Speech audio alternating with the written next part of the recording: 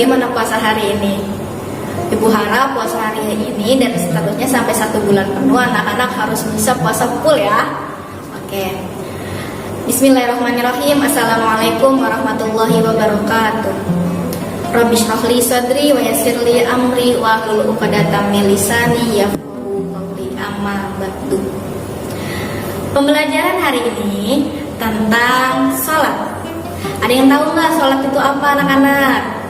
Pinter. Sholat ada bahasa dan istilah. Kalau menurut bahasa, sholat artinya doa. Sedangkan menurut istilah, itu diawali dengan takbir dan diakhiri dengan salam. Sholat itu hukumnya wajib bagi umat Islam. Apabila tidak melaksanakan sholat, maka dosa hukumnya. Mau masuk neraka apa surga, anak-anak? Makanya sholat ya, sholat 5 waktu. Sholat 5 waktu itu ada subuh, duhur, asar, maghrib, dan isya. Jumlah sholat keseluruhan itu 17 rakaat. Masih ingat kan? Iya, semuanya 17 rakaat. Jadi sholat subuh itu 2 rakaat, zuhur 4 rakaat, asar 4 rakaat, maghrib 3 rakaat, dan sholat isya itu 4 rakaat. Anak-anak harus sholat 5 waktu. Mau nanti masuk surga apa neraka? Kalau masuk surga harus sholat 5 waktu ya, karena nanti di akhirat yang paling ditanya sama malaikat itu sholat. Bagaimana sholatnya itu sudah benar, sholatnya sudah khusyuk. Jadi anak-anak harus sholat 5 waktu. Ya anak-anak ya, ibu yakin anak-anak pasti sholat 5 waktu. Terutama subuh. Subuh ada yang masih ketinggalan nggak? Oke, subuh tuh jangan sampai ketinggalan ya anak-anak ya sholatnya. Ya, sholat itu mempunyai syarat wajib dan syarat sah. Syarat wajibnya yang pertama, Islam. Kalau bukan agama Islam tidak wajib sholat. Kristen, Nasrani tidak wajib sholat. Yang wajib sholat adalah orang Islam. Yang kedua itu balik. Anak-anak bagi yang sudah balik, perempuan sudah halangan atau haid, dan yang laki-laki sudah mimpi basah ataupun yang lainnya sudah menumbuh janggut, itu wajib sholatnya anak-anaknya. Apabila tidak melakukan sholat, hukumnya dosa, dan dosanya sudah ada di badan sendiri, tidak ditanggung jawab oleh orang tua. Dan yang ketiga itu berakal sehat. Harus sehat otaknya. Kalau orang gila tidak wajib sholat karena akalnya tidak sehat ya. Dan selanjutnya ada syarat sah. Syarat sah yang pertama, sudah masuk waktu sholat. Kalau belum waktu sholat, boleh nggak bu? Nggak boleh, harus waktu sholat. Terutama yang sudah azan baru sholat, kita melaksanakan sholat. Kalau belum waktunya sholat subuh, kita sholat subuh, maka tidak sah sholatnya. Yang kedua itu suci dari hadas besar dan hadas kecil. Kitanya harus bersih dari hadas kecil dan hadas besar. Dan yang ketiga, suci dari pakaian, badan, dan tempat dari najis. Dilihat dulu ketika kita akan sholat, itu tempatnya dilihat dulu. Apakah ada kotoran hewan, ada najis, kita harus bersihkan dulu. Yang keempat itu menutup aurat. Bagi yang perempuan, sholatnya harus pakai mukena ya. Yang terlihat hanya muka dan telapak tangan ketika sholat. Dan yang laki-laki harus rapi pakaiannya, nggak boleh pakai kaos ya, harus pakai baju yang rapi, harus pakai koko. Yang perempuan harus pakai mukena ya.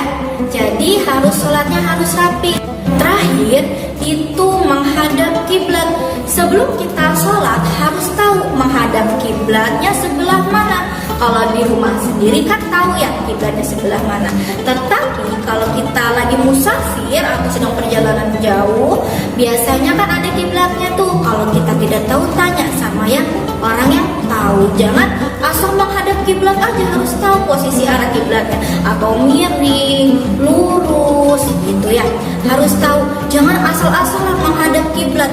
Kiblatnya kemana, sholatnya kemana ya. Selanjutnya rukun sholat. Ada yang tahu nggak rukun sholat itu apa? ini hebat anak-anak. Rukun sholat itu adalah hal yang wajib dilakukan ketika sholat. Apabila rukun sholat tidak dilaksanakan, maka sholatnya tidak sah ya anak-anak ya. Jadi harus rukun sholat ini harus dilakukan dari awal, dari niat sampai salam. Dan yang terakhir itu harus benar-benar ya. Oke, yang pertama niat. Niat dulu, jangan langsung takbir. Niat sholat subuh sampai sholat isya, bagaimana harus niat dulu ketika sholat. Yang kedua, takbiratul ihram, takbir, ya Allahu Akbar. Yang ketiga, berdiri bagi yang mampu. Kalau nggak bisa berdiri bagaimana Bu? Bisa duduk, kalau nggak bisa duduk bisa berbaring, dan yang terakhir kalau tidak bisa berbaring terlentang. Agama Islam tidak menyulitkan umatnya ketika sholat. Makanya kalau sholat jangan malas-malesan ya. Guru kakinya sakit kan bisa duduk, dan yang lainnya tidak ada alasan untuk sholat. Dan yang selanjutnya membaca Al-Fatihah. Kalau membaca Al-Fatihahnya tidak dibaca atau dilaksanakan, sholatnya nggak sah. Jadi harus membaca surat Al-Fatihah. Yang sunnahnya itu membaca doa iftitah. Kalau nggak membaca doa iftitah bagaimana Bu? Nggak apa-apa. Tetapi wajibnya itu membaca surat Al-Fatihah. Selanjutnya itu ada ruku dengan tumakninah. Tumakninah itu apa Bu? Berhenti sejenak. Habis ruku dengan tumakninah, iktidal dengan tumakninah, selanjutnya sujud dengan tumakninah, duduk antara dua sujud, tasyahud awal, tasyahud akhir, membaca sholawat atas Nabi, salam. Dan selanjutnya itu tertib. Tertib itu bagian yang terakhir. Tertib itu apa Bu Guru? Tertib itu berurutan. Jadi anak-anak ketika sholat harus berurutan.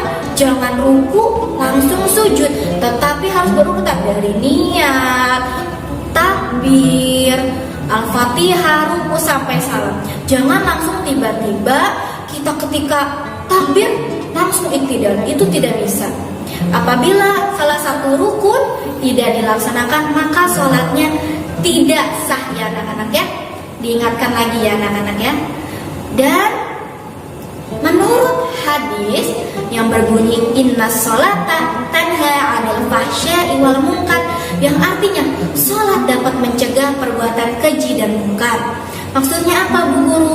Sholat itu bisa menghindar dari mara bahaya. Ketika kita mempunyai kesulitan, ketika kita mau menghadapi ulangan, kita ingat sholat terlebih dahulu. Ketika kita ingin bepergian jauh, harus sholat dulu. Jangan tiba-tiba langsung pergi, tetapi ingat sholat terlebih dahulu ya anak-anaknya, agar selamat. Terus sholat juga tiang agama. Karena apa? Ya tadi, karena pada saat kematian datang dan kita ditanyakan oleh malaikat, siapa yang bertanya dalam kubur? Nah, pintar, mungkar dan nakir. Yang ditanya itu sholat, bukan yang lainnya. Karena kita hidup di dunia untuk beribadah kepada Allah, mengaku keesaan Allah, mengakui semua ciptaan Allah. Jadi yang paling utama, jangan pernah tinggalkan sholat. Karena sholat dapat membantu kita dari kesulitan, dapat menolong kita dari mara bahaya, dan sholat itu sangat penting bagi kita.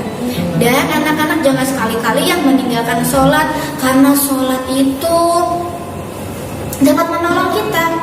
Jangan tiba-tiba udah balik gak sholat, nanti bisa dosa. Ya anak-anak ya, jangan pernah tinggalkan sholat, itu pesan ibu. Ya. Akhir kata dari ibu, kurang lebihnya mohon maaf ya anak-anak ya. Apabila ada kesalahan dari ucapan ibu, dari tingkah laku ibu, itu datangnya dari ibu sendiri. Kalau misalnya ada kelebihan, Allah yang menolong ibu. Burung irian, burung cendrawasih, cukup sekian dan terima kasih. Wassalamualaikum warahmatullahi wabarakatuh.